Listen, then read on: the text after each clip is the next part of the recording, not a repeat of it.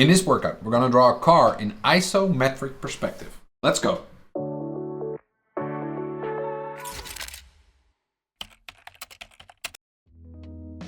Now, the cool thing about an isometric perspective is that all the grid lines run parallel, and this makes drawing forms a lot easier. Because let's say we have this plane, if I want to turn it into a cube, all I need to do is to extend these three lines, and I don't need to think about converging or diverging lines, which normally happens in a normal perspective grid. So isometric perspective is just a really simple way to create a feeling of volume and depth without using too hard perspective. Now, we want to create a whole scene here in isometric perspective, but to challenge ourselves, we're going to do it without this grid. So I just want to start drawing a couple of cubes here. I want to change the lines a little bit, so I'm going to just draw this first line. And if we want to draw cubes, what we need to do is we need to make sure that all of the lines are similar in length. This line, and if you're wondering like where do I stop this line, what you could do is sort of visualize a center line here, because that's the beauty of isometric perspective. The line stops at the same point, right? Go, and we can do the same thing for this line, right? If we visualize a horizontal line and we have to draw this line, well, this line is in the same angle as this one, so I'm just drawing it, and I'm sort of visualizing this line where it stops, and there we have our end point. Now I'm gonna draw the vertical lines. There we go. Also here we have that stop, and then we have that last line. Now we have a hexagon shape. I want to change it up a little bit because, well, I'm drawing freehand, so we are bound to make mistakes when we're doing this. And if we want to turn this from a shape into a cube, what we just need to do is to add a couple of internal lines. So just lightly try to draw those lines. And here we go for those internal lines. Right, and if you keep those light compared to the silhouette lines, it really feels like there is a cube here on the page. Now, to further enhance that feeling of depth and volume, we're gonna add another cube here behind it, and it's gonna make sure it overlaps. So this line is a little bit longer, and we just do the same steps as we did before. And now it's easier because we already have a set of lines, right? I'm just going to look at this line while I'm drawing this line.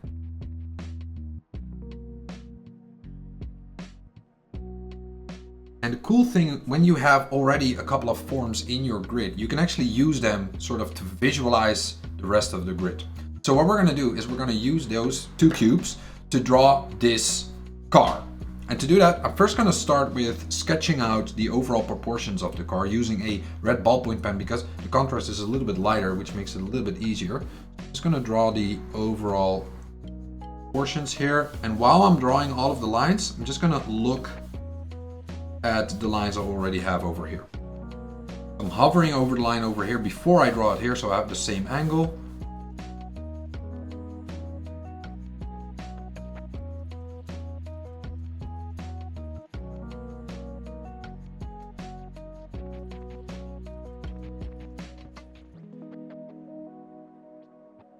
I also want to draw through the forms because that makes everything just a lot easier, because you can use all the landmarks of this glass box instead of having to do all the work. There we go. Now the second step I want to take is I also want to have the landmarks of the vertical and horizontal center lines. And to find those lines, we need to first draw crosses. So if I just draw a cross from these two corners. And if you are having trouble with drawing straight lines and ghosting and all that stuff, just head over to my line confidence workout, because that really helps you to feel more confident drawing straight lines. Also gonna add a cross over here. Doesn't need to be perfect, but you know, as soon as your construction starts to get wonky, everything is going to start to get wonky. If you're experiencing this right now, feel bad. We're just practicing here. For the purpose of this video, just try to continue and then do it again tomorrow and you will do better. So now that we have the cross, we're just going to use this line, the intersection. I'm just going to add those center lines. Go. And also over here, I need to connect these two.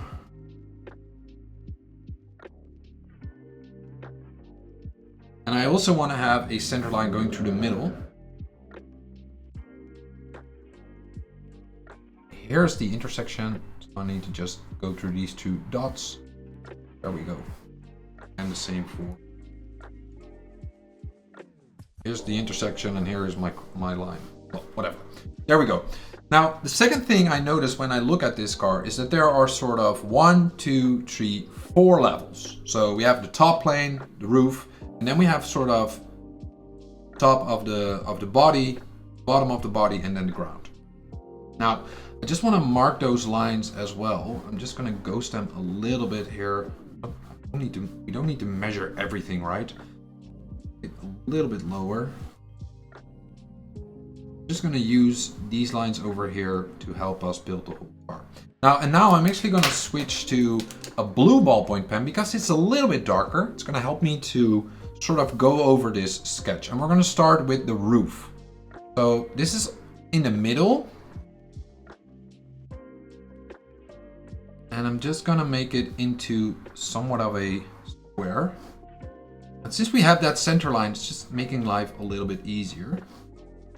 And then if we look at the front part, right, it doesn't go straight down, but there's actually a sort of angle going. So I'm just going to add that angle. And then this line is parallel to this line. Now I haven't drawn those lines here on the other side, but what I can do is again, use this line parallel to this line, right? And I'll find the intersection. There we have the front of the car.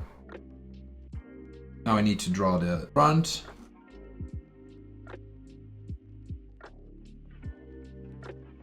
I'm actually going to make it extend a little bit from the front of the box. This. Right, and these lines are also parallel to each other. They're going to go all the way to this bottom. Then again, we have this angled line. So again, right, we have used these cubes and now we're drawing this car, and we don't need a whole grid here. We just can use the forms that we already have. Now for the back of the car, we also need to go down, but it's not as slight of a slope as the front, but there is a sort of a slope. And I'm actually going to also draw through the forms here because I want to know, like, if I continue this line, where does it start, right? This line. So I just need to, again, not perfection, but we need to sort of think about it. There we go. I'm going to extend this line. And then we see that there's also a sort of inclination here on the back of the car. We think it is longer, but using it right now as it is. And then we have this whole bottom part, right? The only thing that's missing right now are the wheels. So I'm just gonna switch back to red again. And then now what we need to do is we need to sort of think, well, the wheels aren't hitting the top here, so they are just below here, right? And they are, first let's position them. So one is over here approximately and the other one is over here approximately. So now we are actually starting with the center line and now we need to draw the wheels. But to do that, we just need to first sort of get a cube going on, or a square, to help us draw the wheels, because these wheels aren't circles, right? They're actually ellipses, right? This is a circle, but in this angle, the wheels are more like this, right? And this makes them an ellipse. To find the right angle, what we need to do is we need to draw a square. And then what we're going to do is, again, we're going to draw that cross. There we go. Find the center line. This is an important part. This is an important part. And these two are important parts. Because now what we're going to do is we're going to hover over them. And then we're going to draw an ellipse. And be sure to draw multiple ellipses here, because we're still in the sketch phase. Here we have our ellipse, right? Now we have our wheel, and we're going to do that the same thing over here. So first, just elongate that line, turn it into a square, similar to the one we have over here. Same steps, connecting everything with each other, finding those landmarks for the ellipse. Grab your blue pen. Now the only things I want to add is that inside the wheels we also have another circle going on, so I'm just going to wing it over here, and I just want all the sides to be equal away from the outside wheel, sorry, outside ellipse. There we go.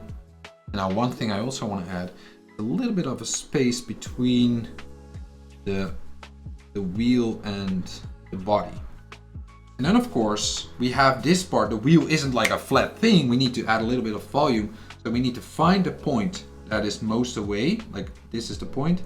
We find that angle, right? This line. We're searching like where is that line? And this is where the wheel stops. So here we continue that line and we do the same thing over here. Right now we have volume. We've turned our wheels into forms.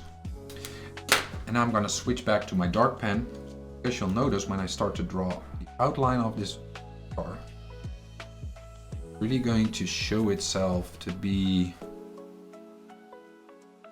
turned a flat thing of nothingness into boy.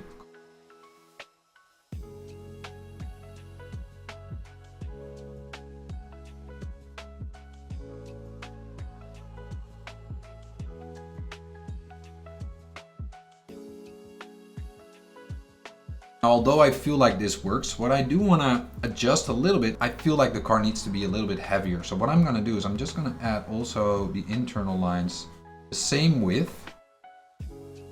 And then I'm going to switch to a darker pen here, and I'm just going to draw the outline to be a little bit darker compared to the internal line. And you'll start to notice, this is a sort of trick you can use, is that when all of the lines are darker and thicker, the objects you draw are also going to feel heavier. Like instantly, if you have to sort of guess, is this car heavier than these cubes? Because the lines are thicker, it feels as if they are heavier. And last but not least, what I want to do is I want to add a drop shadow. To do that, we have this plane sort of going on over here. I'm just going to add it in a slight angle like this. So from all the corners, I want to draw a sort of line. And then I want to extend this line. And where it intersects, I'm going to move it all the way to this line. And where this one intersects, I'm going to move it all the way to the other part. And then where it intersects, I'm going to add another vertical line, or sorry, angled line going upward.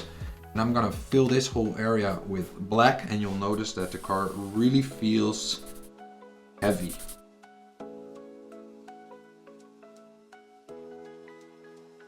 So there we go.